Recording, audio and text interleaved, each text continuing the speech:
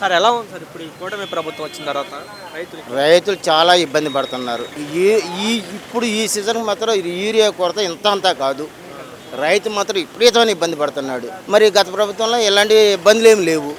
మరి ఇవాళ అంత ఇబ్బంది పడుతున్నారు. మరేంటి యూరియా అనేది ఉంది ఈ రాష్ట్రంలో, కానీ ఈ వైసీపీ ఆడుతున్న డ్రామా సృష్టి కాదు, అదేమనంటే కేంద్రం ఇప్పుడు నిన్న వీళ్ళు అన్నారు కదా, కూటమి నాయకులు అంటున్నారు కదా, యూరియా వల్ల క్యాన్సర్లు వచ్చేస్తున్నాయి, సెంట్రల్ గవర్నమెంట్ ఆపేయమందని అంటున్నారు.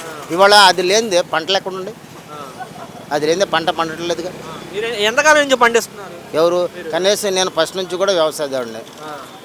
చిన్నప్పటి నుంచి వ్యవసాయదారుని మరి ఎప్పుడు లేని ఏమి లేదు. ఇవాళ ఇప్పుడు ఈ కూటమి ప్రభుత్వం వచ్చిన తర్వాత కొరత కొత్తగా సృష్టించారు ఈ క్యాన్సర్ అనేది. క్యాన్సర్ అనేది వీళ్ళు చెప్పుకొస్తున్నారు తప్ప ఫస్ట్ నుంచి లేదా. కనీసం లేదంటే ఇప్పుడు కనుక 100 సంవత్సరాల నుంచి రైతులు చేస్తున్నారు. ఇది కనీసం లేదంటే 70-80 సంవత్సరాల నుంచి. అంతేదో పూర్వం నాడంటే ఏదో కంపల్సరీ అది లేవు ఎరువులు. ఇప్పుడు ఎరువులు వచ్చిన కాడ నుంచి ఏది క్యాన్సర్ అనేది ఏది వీళ్ళు సృష్టించి ఏదో దాన్ని డైవర్షన్ చేయడానికి గాను చేసినటువంటి పనులు ఇవి.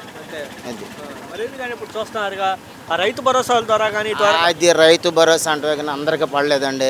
ఏదో చేతులు తిరుగుకుంటే మనిషికి 5,000 పిఎం కిసాన్లు కూడా కొంతమందికి పడలా, కొంతమందికి ఇచ్చారు, కొంతమందికి ఇవ్వలేదు.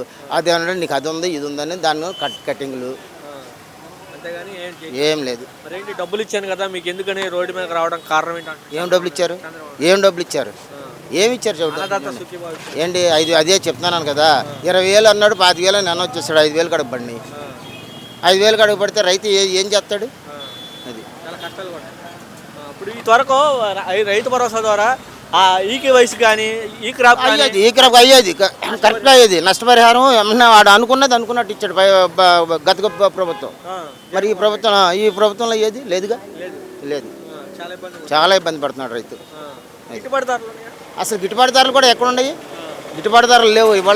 ఇవాళ చూస్తే ఆ కర్నూలు కేసు అడిగినే ఇప్పుడు మిర్చి రైతులు కానీ తర్వాత అది ఈ టమాటాలు కానీ రోడ్డును పడేస్తారు.